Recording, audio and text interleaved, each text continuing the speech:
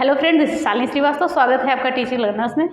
Friends, इस समय हम जो है मैथ्स पेडागोजी आपकी पढ़ रहे हैं। तो मैथ पेडागोजी में हमने जितनी भी शिक्षण विधियां थी जो आपके लिए इंपॉर्टेंट थी, जो हर बार आपके एग्जाम में आती हैं, वो हमने देख ली थी मैथ्स से रिलेटेड। और किस किस चैप्टर में आप कौन सी शिक्षण विधि यूज होगी वो भी हमने देखी थी। तो आई होप आपने ज़रूर उसको देख लिया होगा। और आज हम देखेंगे वेन हिले का ज्यामितीय अधिगम के स्तर, क्योंकि ये आपके जूनियर के लिए और प्राइमरी के लिए दोनों के लिए बहुत ज़्यादा इंपॉर्टेंट बनता है। वेन हिले का ज्यामितीय अधिगम का स्तर, ये देखिएगा, ये आपका हमेशा 1 to 5 में भी और 6 to 8 में भी पूछा गया है क्वेश्चन, क्योंकि इसके स्तर हैं जो 0 लेवल से 4 तक जाते हैं, यानी कि इसके स्तर टोटल 5 हैं। और ये कक्षा 1 से लेकर आपका कक्षा 8 तक के यहाँ के स्तर जो है यूज होते हैं। तो उनको सारी चीज़ों को हम देखेंगे और हम पढ़ेंगे आज ज्यामितीय अधिगम के स्तरों को। और इससे पहले हमने जो शिक्षण विधियाँ पढ़ी है, आपने आई होप अच्छे से पढ़ लिया होगा, अच्छे से उसको नोट्स बना लिया होगा, क्योंकि ज़्यादातर मैथ्स में इंपॉर्टेंट वही विधियाँ हैं जो हमने आगमन, निगमन, विश्लेषण, संश्लेषण, खोज विधि और समस्या समाधान, यही सारी विधियाँ आपकी अधिकतर पूछी जाती हैं। और एक बहुत ही इंपॉर्टेंट आपका टॉपिक ये आया है वेन हिले मेथड। ओके, इसको वेन हिले मेथड भी बोलते हैं, क्योंकि इसके अनुसार हर एक स्तर के हिसाब से आपसे क्वेश्चन पूछे जाते हैं। तो चलिए सीधे हम आते हैं चैप्टर पे और आपके इनको जानते हैं। अगर समय बचेगा तो हम गणित शिक्षण की अवस्थाओं को भी जानेंगे, क्योंकि वहाँ से भी आपके क्वेश्चन बनते हैं।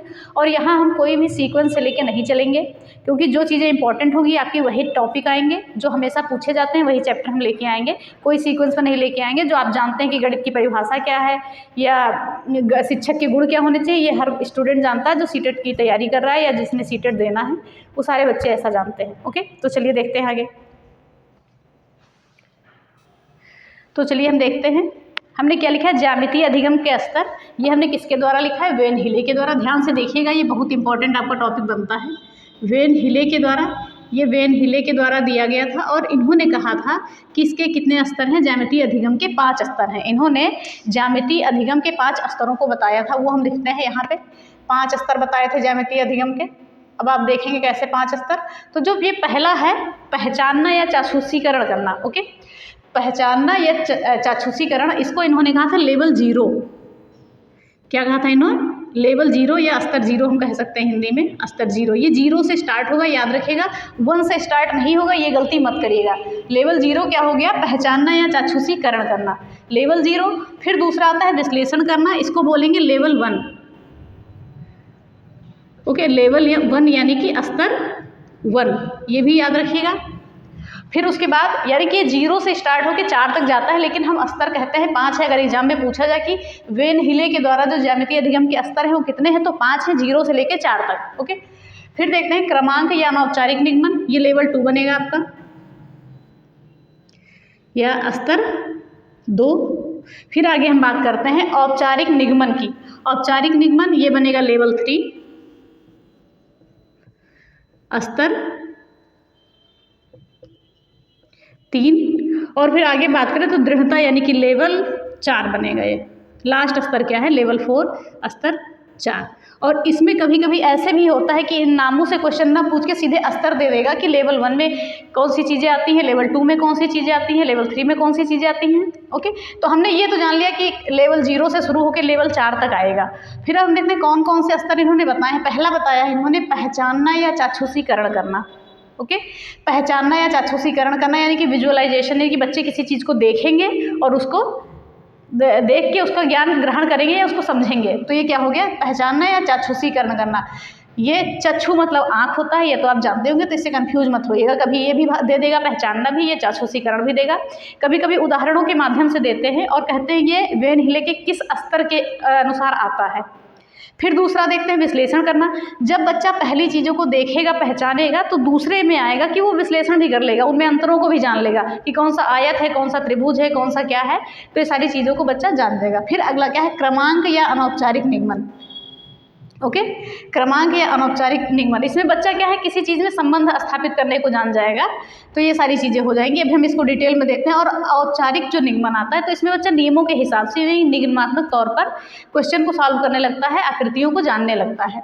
आगे आता है दृढ़ता। तो यहाँ पे बच्चा पूरी तरह से दृढ़ हो जाता है, उसे किसी भी चित्र की आवश्यकता नहीं होती है, बस उसे क्वेश्चन देने की ज़रूरत होती है, वो अपने हिसाब से चीज़ों को कर लेता है, यानी कि उसमें अमूर्तता आ जाती है बच्चे में। ओके, तो आप इन चीज़ों को आप जान गए हैं कि ज्यामितीय अधिगम के 5 स्तर होते हैं।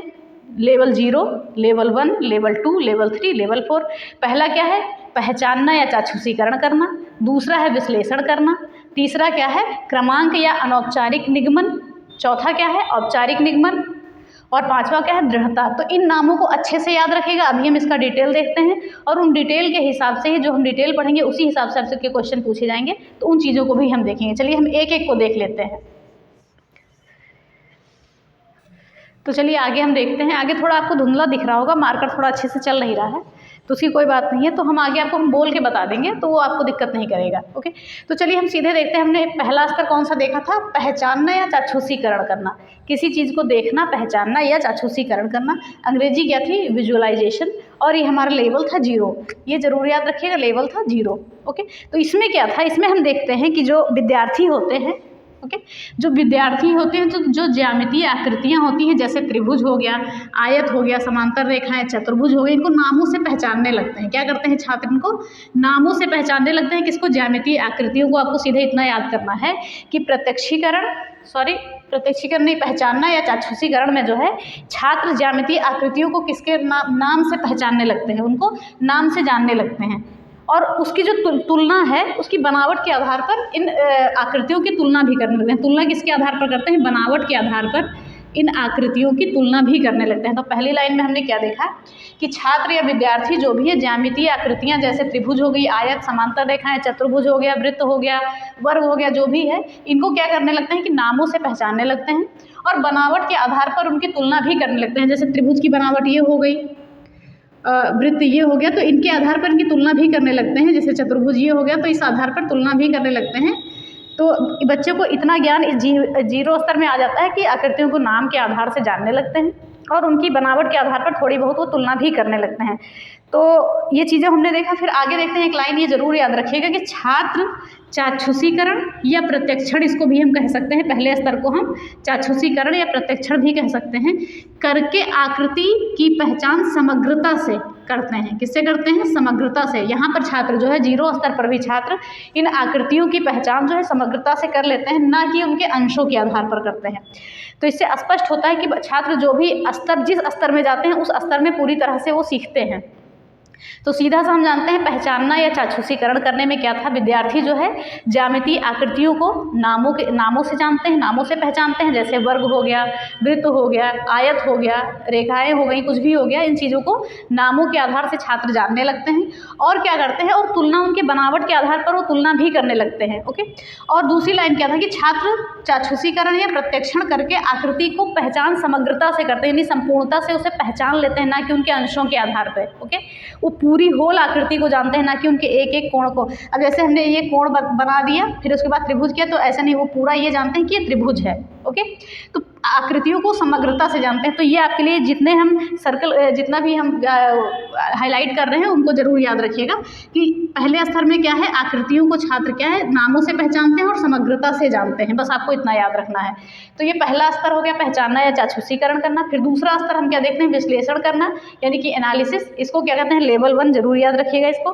तो इसमें क्या होता है कि विद्यार्थी जो है एक श्रेणी की आकृतियों की विशेषताओं के नियम की खोज कर, जो भी आकृतियां हैं उनकी विशेषताओं को खोजता है, विशेषताओं के नियम को खोजता है।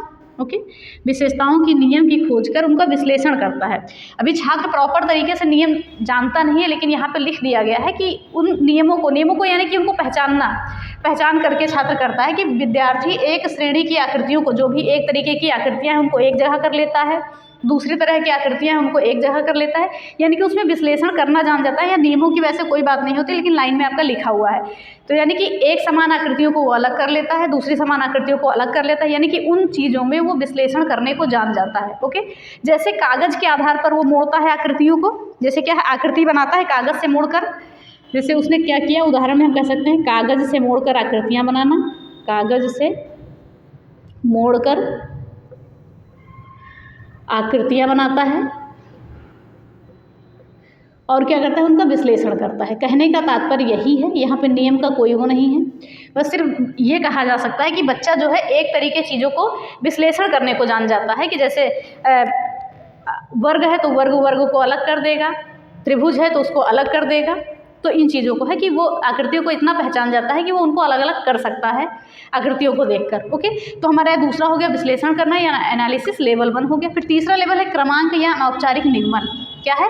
क्रमांक या अनौपचारिक निगमन, इसको हम क्या बोलते हैं? Informal deduction. ये लेवल नंबर 2 है हमारा। तो इसमें क्या है कि छात्र जो है, ध्यान से देखिएगा, छात्र क्या है, अनौपचारिक तर्क देते हैं। इसमें कौन सा तर्क देते हैं? आपका उसमें भी लिखा है अनौपचारिक तर्क देते हैं। और जो लेवल 1 में उन्होंने सीखा, यानी कि ऊपर के लेवल में जो सीखा है, जो खोजी गई उनमें आकृतियाँ हैं, लेवल 1 में जो खोजी गई आकृतियाँ हैं, उनकी विशेषताओं, नियमों में संबंध स्थापित करते हैं। तो कहने का तात्पर्य ये बनता है कि जो भी लेवल 1 में चीज़ें खोजी गई हैं, तो उन चीज़ों को वो देखते हैं, उनकी विशेषताओं और नियमों के आधार पर उनमें संबंध स्थापित करते हैं। ओके, जैसे कि उन्होंने आयत देखा और वर्ग देखा, तो इसमें ये संबंध स्थापित करेंगे। ओके, तो ये चीज़ें हो गई। तो हमने क्या देखा, इसमें क्या है, छात्र एक बार और देखते हैं। छात्र जो है अनौपचारिक तर्क देते हैं, क्योंकि इसमें कोई औपचारिकता नहीं होती है, वो किसी भी तर्क से अपनी बातों को सिद्ध करते हैं।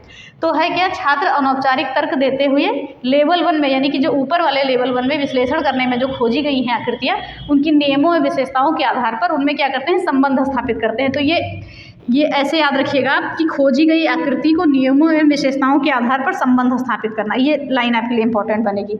तो ये चीज़ें हो गई। अब हम एक बार इसको और देखते हैं, फिर आगे की 2 आकृतियों को चलते हैं। तो पहला हमने क्या देखा, पहचानना या चाक्षुषीकरण करना। इसमें छात्र जो है, इसमें छात्र आपको आकृति, ज्यामितीय आकृतियों को पहचान लेता है, उनके नामों से पहचानता है, फिर उनकी बनावट के आधार पर तुलना करता है, और जो चीज़ों को है वो समग्रता के आधार पर पहचानता है। तो ये हो गया आपका पहचानना या चाक्षुषीकरण का। दूसरा है विश्लेषण करना। विश्लेषण करने का मतलब क्या है कि छात्र इसमें जो है एक समान जो आपकी आकृतियां हैं उनको अलग रखता है, नहीं कि आकृतियों की बनावट के आधार पर वो अलग अलग उनको कर लेता है, और उनमें वो फिर तुलना करने को जान जाता है कि किस तरीके आकृतियां हमें कैसी रखनी चाहिए। तो यानी कि एक समान आकृतियों को वो अलग अलग करता है, जैसे कागज़ की आकृतियाँ बना लेता है, तो वैसे हो जाता है। फिर अगला हम देखते हैं क्रमांक या अनौपचारिक निगमन, यानी कि इनफॉर्मल डिडक्शन, लेवल नंबर 2। तो इसमें क्या होता है कि बच्चे ने जो भी विश्लेषण करना है लेवल 1 में जो चीज़ें सीखी हैं उनको देखता है, उनकी विशेषताओं को देखता है, उनको नियमों को देखता है, फिर उनके आधार पर उनमें संबंध स्थापित करता है उन आकृतियों में। जो भी जितने भी तरीके की बच्चे आकृतियाँ देखते हैं यहाँ पर, उसमें क्या करते हैं, ये संबंध स्थापित करते हैं। तो सीधा सीधा हमने ये चीज़ें जान लिया। फिर अगला हम देखते हैं नंबर 4 पे आते हैं, औपचारिक निगमन पे।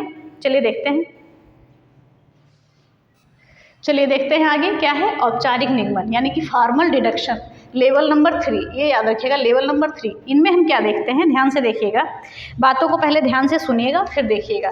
इसमें क्या है, जो छात्र होते हैं, ओके, छात्र जो है प्रमेय को, छात्र जो है जो भी प्रमेय है उनको क्या है, निगमनात्मक तौर पर सिद्ध करने लगते हैं, यानी कि निगमनात्मक तौर पर, यानी नियमों का भी प्रयोग करने लगते हैं छात्र इसको सॉल्व करने में नियमों का। लेकिन साथ में नहीं, चित्र की आवश्यकता यहाँ पे अभी होती है, अभी चित्र की आवश्यकता होती है बच्चों को। तो हमने क्या देखा, छात्र जो है प्रमेय को निगमनात्मक तौर पर सिद्ध करने लगते हैं। तो ये चीज़ें हो गई। फिर उसके बाद क्या करते हैं, फिर प्रमेय तंत्रों के आधार पर भी उनमें संबंध स्थापित करते हैं। प्रमेय तंत्र के आधार पर, नहीं, प्रमेय तंत्र मान लिया कि कोई भी नियम है, उसके आधार पर उनमें संबंध स्थापित करते हैं। ओके, क्या होता है, प्रमेय तंत्रों के आधार पर उनमें संबंध स्थापित करते हैं। फिर अगली लाइन में हम क्या है, फिर इसमें देखते हैं कि तार्किक रूप से छात्र जो है तार्किक रूप से ज्यामितीय अध्ययन का, ओके, जो तार्किक रूप से छात्र यहाँ पर तार्किक रूप से ज्यामितीय अध्ययन हेतु औपचारिक गणित पद्धति का प्रयोग करने लगते हैं, हेतु औपचारिक गणित पद्धति का प्रयोग करने लगते हैं छात्र। तो ये नियम है, ये फिर से हम एक बार देखते हैं। इसमें हम क्या देखते हैं, लेवल नंबर 3 है औपचारिक निगमन, यानी कि फॉर्मल डिडक्शन। तो इसमें क्या होता है, बच्चा जो है, विद्यार्थी जो है प्रमेय तंत्रों के आधार पर, प्रमेय के आधार पर निगमनात्मक तौर पर जो है प्रमेय को सिद्ध करता है, यानी कि कोई भी नियम लगाकर वो दिए गए प्रमेयों को सिद्ध करता है। वो चित्रों को भली भांति पहचानता है, यहाँ पे चित्र और नियम दोनों होते हैं। ओके, तो क्या है, वो प्रमेय के आधार पर कोई भी सवाल है उसको सिद्ध कर लेता है। फिर उसके बाद क्या करते हैं, देखते हैं कि प्रमेय तंत्रों के आधार पर उनमें संबंध भी स्थापित कर लेता है।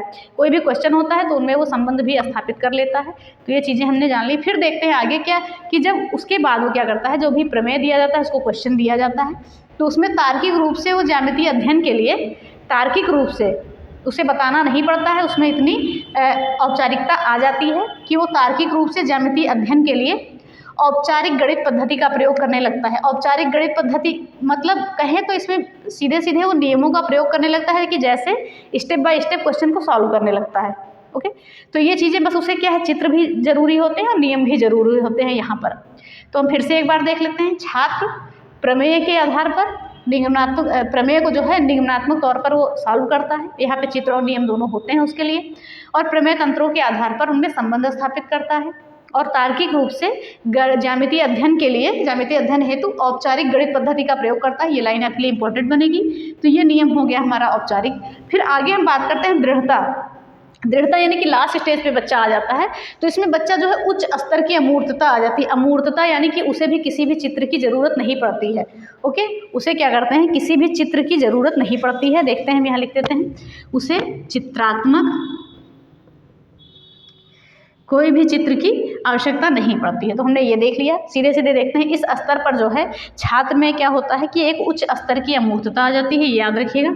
और उन्हें यहाँ भी किसी भी चित्रात्मक आकृति की यानी चित्रात्मक आकृति की आवश्यकता नहीं होती है।